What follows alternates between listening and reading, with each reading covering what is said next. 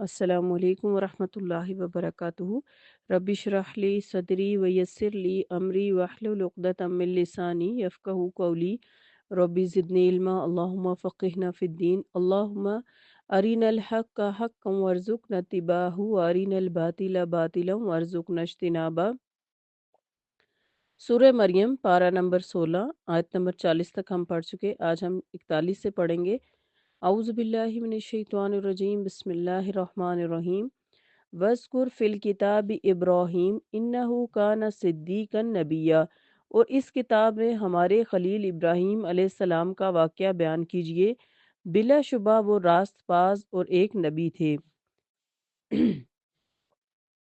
سیدنا ابراہیم علیہ السلام کے قصے کا روح سخن بالخصوص قریش مکہ کی طرف ہے، جو اپنے آپ کو دین ابراہیم کا پیروکار بتاتے تھے۔ انہیں بتایا یہ جا رہا ہے کہ وہ مشرک نہیں بلکہ توحید پرست تھے۔ انہوں نے اپنے مشرک آباء و اجداد کی تقلید کو چھوڑ دیا تھا، تمہیں بھی چھوڑ دینا چاہیے۔ مشرک قوم اور مشرک باپ نے طرح طرح کی دھمکیاں دیں، مگر انہوں نے شرک کی باتیں تسلیم کرنے پر گھر بار چھوڑنے اور ترک وطن کو ترجیح دی۔ ایک تم ہو جو اپنے شرک پر اتنے زیادہ ڈٹے ہوئے ہو کہ تم نے اہل توحید کو اذیتیں دے دے کر ہجرت کرنے پر مجبور کر دیا، اور پھر تمہارے اس اتباع دین ابراہیم کے دعوے میں کون سی سچائی ہے؟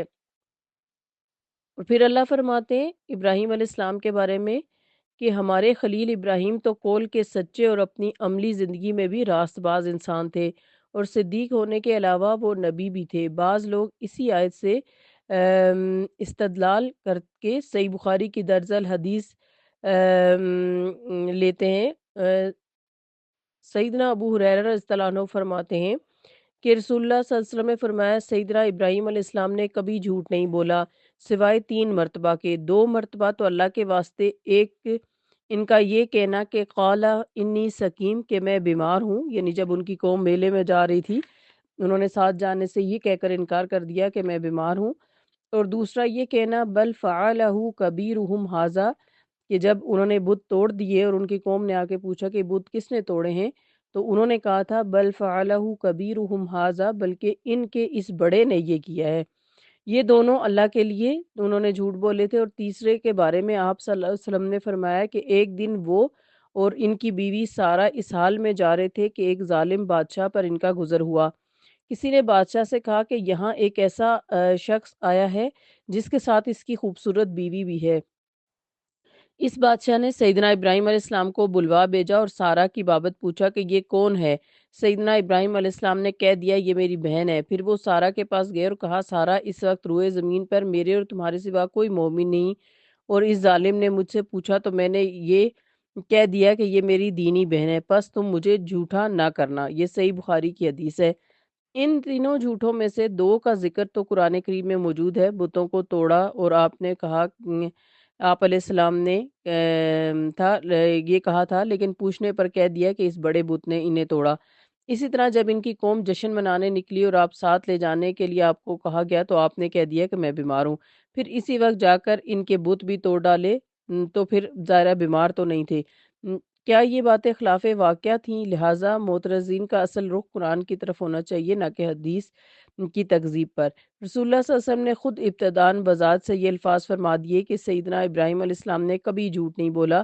یہ ان کے فی الواقعہ صدیق ہونے کی بہت بڑی شہادت ہے، اور ان سے 175 سالہ زندگی میں 3 سے زیادہ مرتبہ جھوٹ سرزد نہیں ہوا۔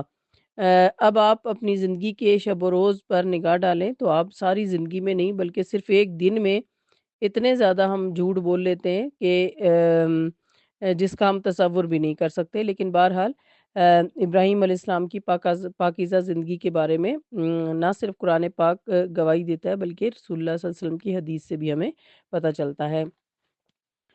آیت نمبر 42، اذ قال لأبیہ یا ابتی لم تعبد ما لا يسمع ولا يبصر ولا یغنی عنک شیئا، جب انہوں نے اپنے باپ سے کہا ابا جان آپ ایسی چیزوں کی عبادت کیوں کرتے ہیں جو نہ سنتی ہیں، نہ دیکھتی ہیں، اور نہ تمہارے کسی کام آتی ہیں۔ سیدنا ابراہیم علیہ السلام کا اپنے والد کو بت پرستی کی قباحتیں سمجھانا بتایا گیا ہے اس آیت میں۔ مروجہ شرک کی دو بڑی اقسام ہیں، ایک بت پرستی، دوسری پیر پرستی۔ پیر خواہ زندہ ہو یا فوت شدہ، زندہ پیر کم از کم دیکھ تو سکتا ہے اور سن تو سکتا ہے اور مادی وسائل کے ذریعے مدد بھی کر سکتا ہے، مگر سیدنا ابراہیم علیہ السلام کی قوم تو بت پرست تھی، جو سنتے ہیں نہ دیکھتے ہیں نہ حرکت کر سکتے تھے، بلکہ وہ اپنے وجود تک کے لیے انسانوں کے محتاج ہیں، پھر وہ دوسروں کی حاجت روائی اور مشکل کشائی کیسے کر سکتے تھے؟ آیت نمبر 43، یا ابتی انی قد جاءنی من العلم ما لم یأتیک فاتبعنی اہدک صراطا سویا۔ ابا جان، میرے پاس ایسا علم ہے جو آپ کے پاس نہیں آیا، لہٰذا میرے پیچھے چلیے، میں آپ کو سیدھی راہ بتاؤں گا۔ یعنی ان کی مراد علم وحی ہے، جس میں انسان کی دینی اور دنیاوی زندگی کے لیے مکمل ہدایات موجود ہیں اور آخرت میں محاسبے کا تفصیلی ذکر بھی موجود ہے۔ آیت نمبر 44، یا ابتی لا تعبد الشیطان ان الشیطان کان للرحمن عصیا۔ ابا جان، آپ کیوں شیطان کی عبادت کرتے ہیں؟ وہ تو رحمان کا نافرمان ہے۔ یعنی شیطان کی اطاعت کرنا دراصل اس کی عبادت کرنا ہے، ورنہ معروف معنوں میں تو شیطان کی کوئی بھی عبادت نہیں کرتا۔ شیطان نے تو تمہارے باپ آدم کو سجدہ کرنے کے بارے میں اللہ کی نافرمانی کر لی تھی، مگر آدم کو سجدہ نہیں کیا تھا، پھر بھی تم اسی کی فرمانبرداری کیسے کرتے ہو؟ آیت نمبر 45، یا ابتی انی اخاف ان یمسک عذاب من الرحمن فتکون للشیطان ولیا۔ ابا جان، مجھے خطرہ ہے کہ اللہ تعالیٰ سے آپ کو سزا ملے گی اور آپ شیطان کے ساتھی بن جائیں گے۔ اللہ کی طرف سے کوئی جسمانی سزا ملے یا نہ ملے، یہ ضرور ملے گی کہ اگر تم شیطان ہی کی اطاعت کرتے رہے تو تمہیں کبھی ہدایت نصیب نہیں ہوگی، پھر تم ہمارے لیے شیطان ہی کے ساتھی بن کر رہ جاؤ گے۔ آیت نمبر 46، فقال ارغب انت عن آلہتی یا ابراہیم لئن لم تنتہی لارجمنک وہجرنی ملیا۔ باپ نے جواب دیا، ابراہیم، کیا تو میرے معبودوں سے برگشتہ ہو گیا ہے؟ اگر تو اس کام سے باز نہ آیا تو میں تجھے سنسار کر دوں گا، اور بہتر یہ ہے کہ تو ایک طویل مدت کے لیے میری آنکھوں سے دور چلا جا۔ اب باپ کا سیدنا ابراہیم علیہ السلام کو گھر سے نکال دینا بتایا جا رہا ہے اس آیت میں۔ باپ آزر جو درباری محنت بت پرست اور بت تراش اور بت فروش تھا، بھلا بیٹے کے کہنے پر اپنے معاش اور اپنے منصب سے کیسے دستبردار ہو سکتا تھا؟ آپ کی اس پند و نصیحت کے جواب میں کہنے لگا، معلوم ہوتا ہے کہ تم اپنے آبائی دین سے پھر گئے ہو اور عقیدہ سے بھی بد عقیدہ ہو چکے ہو۔ ایسی بے دین اولاد کی مجھے کوئی ضرورت نہیں۔ اگر تم نے اپنے رویہ نہیں بدلا تو میں تمہیں سنسار کر دوں گا، اور بہتر یہی ہے کہ تم میری آنکھوں سے دور ہو جاؤ اور میرے گھر سے نکل جاؤ۔ آیت نمبر 47، قال سلام علیک ساستغفر لک ربی انہ کان ربی حفیا۔ ابراہیم علیہ السلام نے جواب دیا، ابا جان، آپ پر سلامتی ہو، میں اپنے پروردگار سے آپ کے لیے بخشش کی دعا کروں گا، بلا شبہ میرا پروردگار مجھ پر مہربان ہے۔ آیت نمبر 48، وَأَعْتَزِلُكُمْ وَمَا تَدْعُونَ مِن دُونِ اللَّهِ وَأَدْعُو رَبِّي عَسَىٰ أَلَّا أَكُونَ بِدُعَاءِ رَبِّي شَقِيًّا۔ میں آپ لوگوں کو بھی چھوڑے جا رہا ہوں اور انہیں بھی جنہیں تم اللہ کے سوا پکارتے ہو، اور میں اپنے پروردگار ہی کو پکاروں گا، مجھے امید ہے کہ میں اپنے پروردگار کو پکار کر کبھی محروم نہیں رہوں گا۔ تو سیدنا ابراہیم علیہ السلام اپنے باپ کے لیے جو آپ دیکھ رہے ہیں کہ دعائے مغفرت کا وعدہ کر رہے ہیں، چنانچہ سیدنا ابراہیم علیہ السلام نے گھر سے نکل جانے ہی میں اپنی اور اپنے دین کی عافیت سمجھی، مگر اپنے باپ کے حق میں اتنے خیر خواہ اور نرم دل تھے کہ جاتے ہوئے کسی ناراضگی کا اظہار کرنے کے بجائے ان کے لیے امن و سلامتی کی دعا اور وعدہ کیا کہ میں آپ کے لیے اپنے پروردگار سے بخشش کی دعا کرتا رہوں گا۔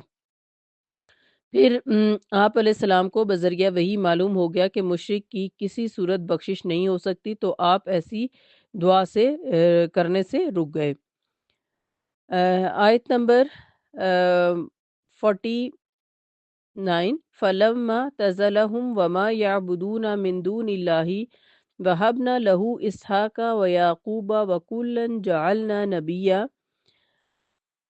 پھر جب سیدنا ابراہیم ان لوگوں کو چھوڑ کر چلے گئے اور ان چیزوں کو بھی جنہیں وہ اللہ کے سوا پوچھتے تھے تو ہم نے انہیں اسحاق عطا کیا اور اس کے بعد یعقوب بھی، ان سب کو ہم نے نبی بنایا۔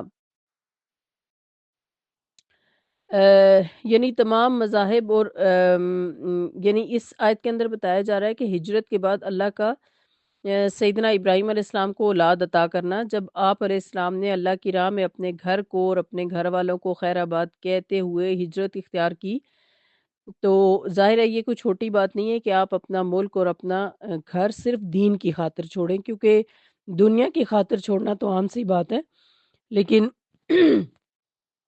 دین کی خاطر اپنا گھر بار، اپنی جائیداد، اپنا علاقہ چھوڑنا یہ کوئی چھوٹی بات نہیں ہے۔ اس لیے ابراہیم علیہ السلام نے جب اللہ سبحانہ و تعالیٰ کے لیے ہجرت کی، سب کچھ چھوڑ کے نکل گئے، تو اللہ تعالیٰ نے نعم البدل کے طور پر ان کو اولاد عطا فرمائی، جو بہرحال چھوڑے ہوئے رشتہ داروں سے بہتر تھے، تاکہ غریب الوطنی کی وحشت دور ہو اور انس اور سکون حاصل کریں۔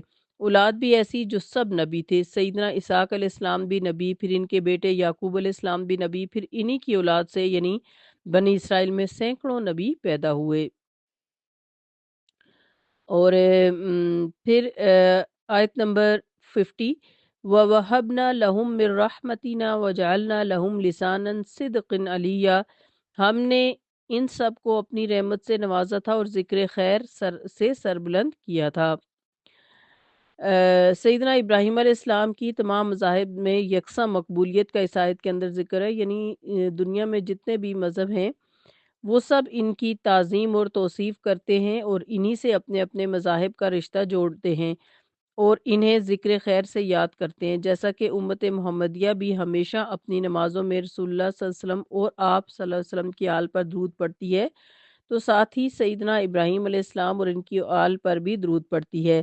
فی الحقیقت یہ سیدنا ابراہیم علیہ السلام کی دعا وجعل لی لسان صدق فی الاخرین، اے اللہ بعد میں آنے والے لوگوں میں میرے حوالے سے ذکر خیر جاری رکھنا کی مقبولیت کا ثمرہ ہے، کہ ابراہیم علیہ السلام جو اتنی خوبصورت دعائیں کر کے گئے، اس سے کیا حاصل ہوا کہ ان کو سچی ناموری حاصل ہوئی، اور تا قیامت ان کو جب بھی قرآن پڑھا سمجھا جاتا ہے تو ان کا ذکر آتا ہے، اور پھر جب ہم نماز پڑھتے ہیں ان پر درود بھیجتے ہیں، اور ہم حج کرتے ہیں تو ان مقام ابراہیم پر بھی ہم نوافل ادا کرتے ہیں، اور بی بی ہاجرہ جو ان کی بیوی تھیں ان کے جو سنت ہے اس کے مطابق صحیح بھی کرتے ہیں۔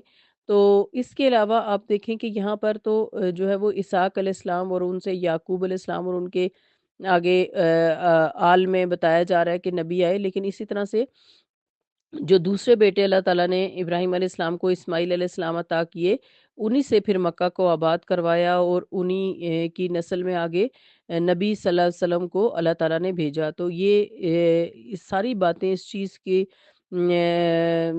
کو انڈیکیٹ کرتی ہیں کہ جب کوئی انسان اپنے آپ کو اللہ کے لیے خالص کر لیتا ہے، یکسو ہو جاتا ہے، اللہ کے دین کے لیے ہر قربانی کرنے کو تیار ہو جاتا ہے، تو اللہ سبحانہ وتعالیٰ اس کی تمام قربانیوں کو قبول کرتے ہیں، نہ صرف یہ کہ اس کی قدر کرتے ہیں بلکہ اس کا ذکر خیر بھی قیامت تک باقی رکھتے ہیں۔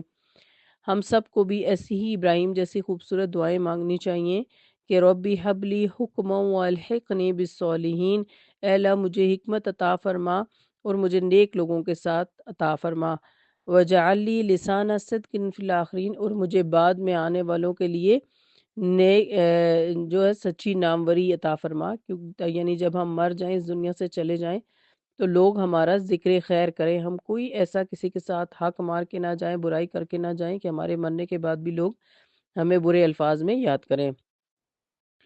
اور دعائیں جو پیغمبروں کی دعائیں، قرآنی دعائیں ہیں، وہ ہم سب کو ضرور یاد کرنی چاہیے، اور جیسے کہ آج بھی میں نے آپ کو ایک دعا بھیجی ہے یوسف علیہ السلام کی، وہ بھی کچھ ایسی ہی دعا ہے جس میں یہ متن بیان کیا گیا ہے کہ اللہ مجھے نیک لوگوں کا ساتھ عطا فرمانا اور کلمہ لا الہ الا اللہ پر میرا خاتمہ بالخیر ہو۔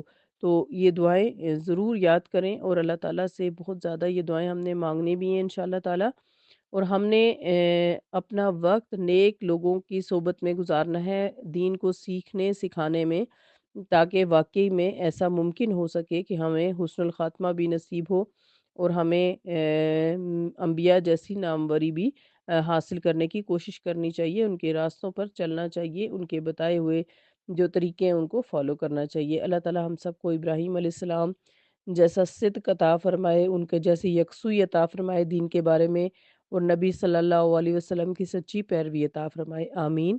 سبحانک اللہم و بحمدک، نشہد ان لا الہ الا انت، نستغفرک و نتوب الیک۔ السلام علیکم ورحمۃ اللہ وبرکاتہ۔